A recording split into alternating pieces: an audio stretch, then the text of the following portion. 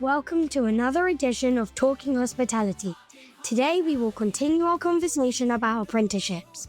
Timothy R. Andrews and Joe McDonnell are joined by Lucy Grant-Evans and Neil Gander from Electric Mayonnaise. We welcome Neil and Lucy to the show from Electric Mayonnaise. Welcome, everybody. Hello. Hello. Hi. Thank you for seeing us such a wee early hours of the morn. Not at all. Happy to You're be welcome. That sounded very convincing. I'm not off, Jen, just hoping. So, before we go into the reason why you're here, Electric Mayonnaise, that's a very intriguing name. What's the meaning behind it? I'll leave that one for you, Neil. It is the question we always get asked. There's a number of different answers, from the ridiculous and sublime to the conceptual, but I'll start with the easy one. I just like mayonnaise, really. I started a company, I like mayonnaise, and basically everything that's electric is better. Like eel, guitar, avenue, light bulb, they're all better than the rest, than the normal. That's, in short, that's your answer. I could wax lyrical and say, well, it's about something that shouldn't exist but does, and it's an emulsification of ideas and concepts that potentially should have no place but do, and it's quite creative. It's just, I just like mayonnaise. Who doesn't like mayonnaise? Yeah, luckily we all do. Yeah, I'm now thinking plate of chips, a bit of mayo. I've become a mayo person very recently. Have you? And I think it's an age thing. Yeah, just started within about the last 6 months. I'm like, plate of chips and mayo. And it's not it's just 10 o'clock in the morning now, and I'm thinking the chips and mayo. Guess what my lunch will be? You too. Right, burger. Like you see, it's like you've gone in reverse. Yeah. It's like you should move to Belgium.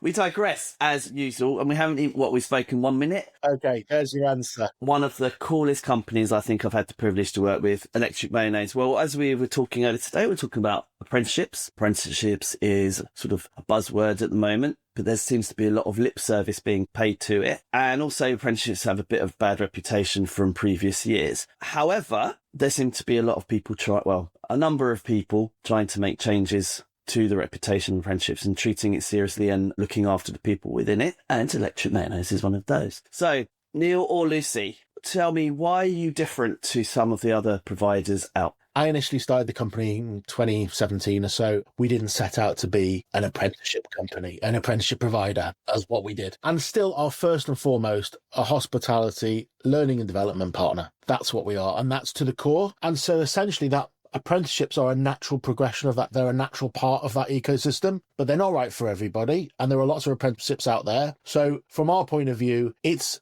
another tool, another arrow in our quiver of L&D activations we can work with businesses where it's the right fit. So I think that's the main thing, is we never set out to just do apprenticeships and that's what we were going to do, and we get this funding every month for free and then we take the path of least resistance. We make our lives more difficult. I think one of the things that we tend to stick to and we hold true to is that we started out to be a conduit between education and hospitality. Education sometimes doesn't fit hospitality, and sometimes hospitality isn't great at education. So we set out to be the different. I guess what makes us, I'd say, is like we're hospitality people, like hospitality people through and through, to the core. And not just, I worked in a bar while I was at uni, I have a hospitality background. Like we really did, the trenches, the battlefield, the whole shebang for years and years, right the way through, all over the place. I'm really keen that we prize good outcome over a complex process. Sometimes people just overthink things and come down to like filling in forms and running themselves ragged, just trying to tick boxes, but actually not getting anywhere. So the process is first, outcome is first, the process is supplementary. I think the other thing that I'm very keen that we do is that where something doesn't exist, we'll go and create it. And where it doesn't work, we'll try and fix it, as opposed to just maintaining the status quo. I won't say disrupt is a word that's often used way too frequently, and we're not that. But what we do is we try and cut our own furrow. We take the path of most resistance, because that's the one where the good outcomes come from. And I guess the other thing is it's all about opening doors for people, making hospitality careers more awesome than they already are. And that's kind of our mantra, and we try and stick to it, and we try and live by that. And I think that doesn't make us unique, but it makes us who we are. I mean, there's lots of people who also, have great vision and great values in the sector. We're just trying to be us and trying to be a better version of how apprenticeships could be. Yeah, I think for me, the reason that it was really appealing to work with Neil and Electric Mayonnaise on apprenticeships is I've spent the last kind of 12 years working in-house in hospitality in people departments, right? Led them. And I think being on the receiving end of apprenticeship providers traditionally is really hard in hospitality because they're quite corporate, a lot of the offerings. And they're not hospitality people. So that's the big draw for me to work on this project and to have a positive effect on the learners that are taking part in apprenticeships, and also improve the amount of people that complete them and see them all the way through, because as you know, they're quite long, some of them. So I think to be able to do that and actually have a positive impact on people that work in hospitality and are passionate about it, and just support them more, because as we also know, people, especially in the last kind of 5 years, get over promoted based on their skill set in their current role and not the role they're going into. And so the leaders that we get, the managers that we get on our program, a lot of them have never actually had any form of training or development on leadership. So they're put in a position where they have to manage people and they don't necessarily know how to. I think that's the gap that we are helping to fill as well. It's a really common mistake, isn't it? The bartender who's a really good bartender, head bartender. Yeah, that's good. You want that because you want them to be like the captain, like leading the charge and being the best bartender. And then naturally, when the bar manager position comes up, great, well, it has to be them. Wrong. It's a completely different skill set. And it might work against you to have that person, because not only are they not trained up, you're going to create like a skills dearth in the team that needs their leader, who's now too busy to be the leader on shift. It's tricky, isn't it? And then senior leaders will then notice that skill gap and they'll go, oh, okay, we need to do some management training. Right, brilliant. Let's send them off to do an apprenticeship. And then they have to go to college. So they're out of the business even more. And I guess that's our other gap that we fill as well, is that we take the training to the business. So we don't expect them to go to college. We deliver workshops for them in their businesses. Yeah, it just makes it easier for them to succeed, basically, I think. I hope. And I think it's really good because they get work experience. They're already doing the job, but it's formalising some of that skill set as well, but also seeing what they're missing out on. Because for example, I ran a train the trainer workshop 2 weeks ago, I think it was, for a client. We went around the room, there was 8 of them in the room, and they were all in management positions, and they've all trained people before. And then I said to them, has anyone ever had any formal training on how to train people? And none of them had, out of all 8 of them. And that it's so common. And that's kind of one of the more basic skills of being a leader, right? But important. But I think, filling that gap for people is key. Yeah, we had a chat with one of my chefs recently, and their resistance to being on apprenticeship was, well, I'm already doing the job. And my point was, yeah, but you've been promoted and you might be leading, and they are an actual leader, but you've had no formal qualification. You don't know actually how effective your leadership is. There was a sort of a light bulb moment gone off in their head where they were like, oh, yeah, I hadn't thought that. And also, because they're going to have a very good career ahead of themselves, right? There's going to be resistance later on. And I think the apprenticeship will give that, it gives them a new confidence, because you might have learnt your life skills. When you've got that, you've got something like a qualification underlying that, you kind of got a certificate to prove you know what you're talking about. I think that's really, really crucial. And actually, while I'm on that note, this is to Neil or Lucy. Employers, sometimes, in theory, I mean, Joe, you probably find this, in theory, everybody goes, yeah, apprenticeships, it's a good idea. We want to empower people, we want to make sure that they're improving. And then when you start speaking to them, there's resistance. Yeah. Let's start speaking Can you tell me maybe the participant, the apprentice, or the employer that where's that? I'm talking about employers, because I'd like to know for our listeners what are maybe a couple of the key objections that employers give when they are actually, presented with, let's make this happen, and how you get around that and what your responses are to those. I think this is a question probably both Lucy and I can answer, and probably from different perspectives. I'm thinking of, there's no getting around the fact that if you're going to run an apprenticeship program, a successful apprenticeship program, as an employer, you've got to put some skin in the game. There's no way around that. And it's great to say, you can take your employees and we can train them, we can develop them, and we can assess them, we can qualify them. Yes, we can. But actually, at the same time, it is a partnership. So what it isn't is you're not just able to send your people to a couple of courses and then you've training done. box ticked, we've done that. You have to put some skin in the game. And essentially, it's no different than I spent a lot of my career as a chef. You have to, and I see and I know chefs now who I've worked with and invested time in the past, and they become protégés. Sounds really a bit highfalutin. Not protégés. I mentored them and I brought them along, and they became part of our little crew of people that I've worked with and have gone on to do well for themselves. But that didn't happen by accident. I had to pay attention to what they were doing on a daily basis. I had to coach them. We had to have coaching sessions. We had to have difficult conversations. They had to be inspired. We had to be invested in them, not in a financial sense, but in a personal sense. And I had to be generous with my time and my energy, my care for their development. I think going into it as an employer and going, well, do you know what? This is a silver bullet. It ticks all the boxes. Right, we're done. It's like anything. It's only as good as what you only get out what you put in. You don't have to do all the heavy lifting. We do that. We do all of the heavy lifting. We do all the form filling. I mean, this is government funded, so let's not get away from the fact that if the government's going to give you a load of money, then you're going to have to fill in a form or two for it. That's just the nature of the Department for Education. However, we do all that heavy lifting. All employers really need to do is just lean into it and embrace it and be part of that learner's journey with them, that participant's journey with them, and celebrate it with them and their development and their growth within your business, because that's really what it's all about. Like you said, Tim, at the beginning, an employer goes, oh, brilliant, we've been paying into the levy, we may as well use it.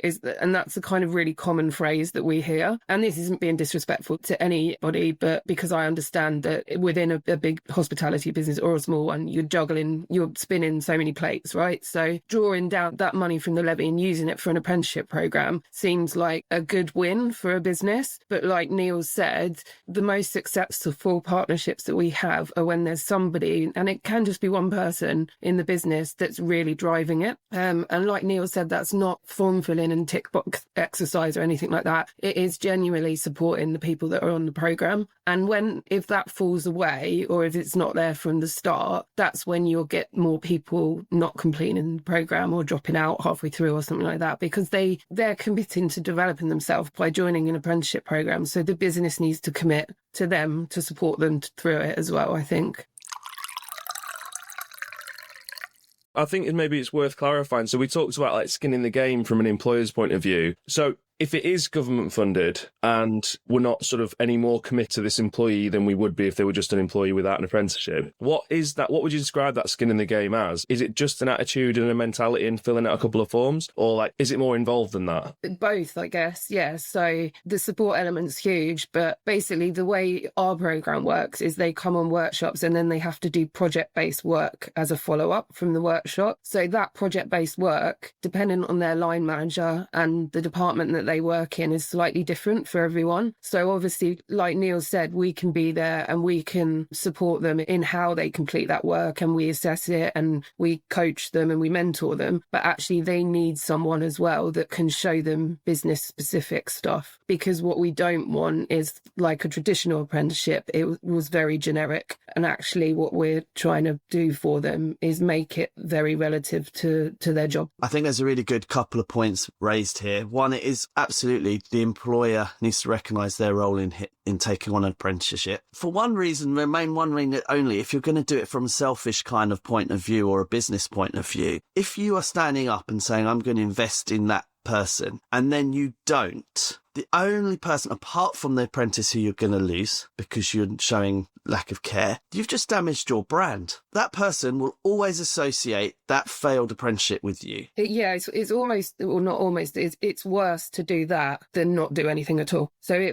the employee would probably remain for longer in the business, I think. But if you promise something and don't deliver it, then they'll definitely leave. And like you say, your employer brand is damaged. You get a significant reduction in turnover with apprenticeships. It's something like, 40% pass. That's 40%. There's a number of people to stay that adds on to your other, numbers. So I think people need to realise that if you're committing to them, they are also committing to you as employees. And it's been quite a good tester for us, because people that we wanted to put on apprenticeships where they might have gone, we suddenly realise there's some other underlying stuff that hasn't been addressed, because why aren't they committing? Yeah. So it's a good marker as well, because then you go into it a bit bit further, you can investigate and see if there's other plugs that might need filling before you put somebody on apprenticeship. So it's a total good exercise to do anyway, but you do have to understand the commitment for sure. For sure. And I think the second...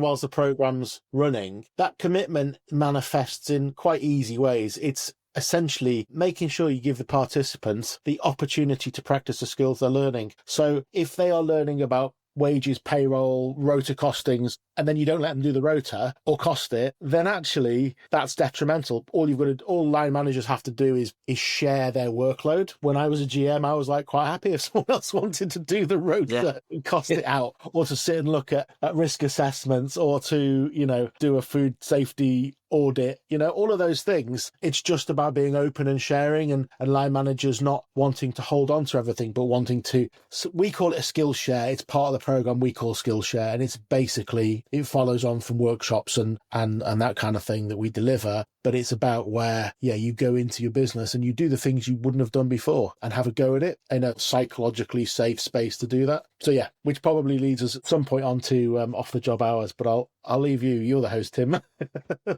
Well, the second thing that I feel is important to mention is, particularly with you guys, it's about that project. That project is about enhancing your own business. So there are things that in hospitality we just never get around to do, but they're actually quite important sometimes. And you could put somebody on a project to handle that and deal with that and own that and improve things for people, or your processes or whatever it is, while they're learning and you're learning from it as well. And I think it's so important, because there's this whole fear like, I'm going to put apprenticeship in and apprentice in and I'm not going to see them. How am I going to rota them for, I've got a 40-hour shift, but I'm going to lose them for a day. And it's just not the case. It's just not the case at all. But what you are doing is investing someone and investing your own business and your department, if you've a larger business, by putting somebody on a project to get something done which could add value. And I think this is what's really, really key here about where things have changed in terms of, let's say, pre-2018, 19, where people were kind of like coining in it and just ticking boxes. And I think it's really important that we understand apprenticeships are not what they were, and they actually have a huge value for our industry. Absolutely. And I think with some of the standards, the standard and the wording is open enough to allow providers and employers to really tailor their programs to their business. I was going to say vague enough, but I mean open enough to tailor their programs to their business and make it very specific while still fitting into the standard. The framework, overall. Yeah. I think as well, another misconception is kind of linked to that as well, is that a lot of people just think it is kind of a chef thing in hospitality, but actually the hospitality manager level 4, you can make it relevant to any department or business type in hospitality as well. So across hotels, bars, restaurants, events, and like I say, across all departments as well. So